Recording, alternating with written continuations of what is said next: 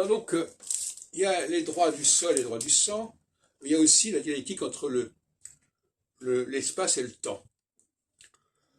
Et l'espace, la conception, ce qu'on appelle la spatialisation, ben l'espace est un problème, l'espace.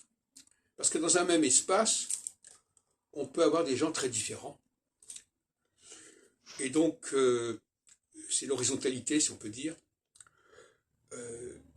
Tout dépend si cet espace est structuré et organisé ou pas. Alors, si on veut structurer l'espace, ça veut dire qu'on doit le compartimenter, le diviser de différentes façons. Et autrement, c'est vraiment le syncrétisme, c'est vraiment le mélange, la cohabitation un peu sauvage, la promiscuité. Et donc, l'espace est aussi un lieu qui peut changer d'occupant.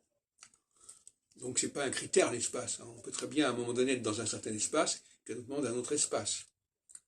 Le nom qu'on donne moi j'ai toujours dit que les juifs, on ne devait pas les appeler des juifs parce que les juifs ça renvoie à un espace qui est la Judée.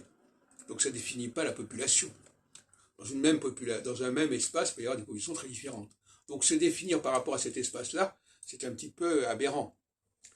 Il vaut mieux travailler sur la généalogie, sur le point de départ, sur les origines. Donc voyez-vous ce que peut dire l'espace. Alors donc le temps, justement, c'est ce qui permet de retrouver la cohérence originelle et de dégager la diversité des origines, la diversité des fonctions. Et comme je disais dans une autre vidéo,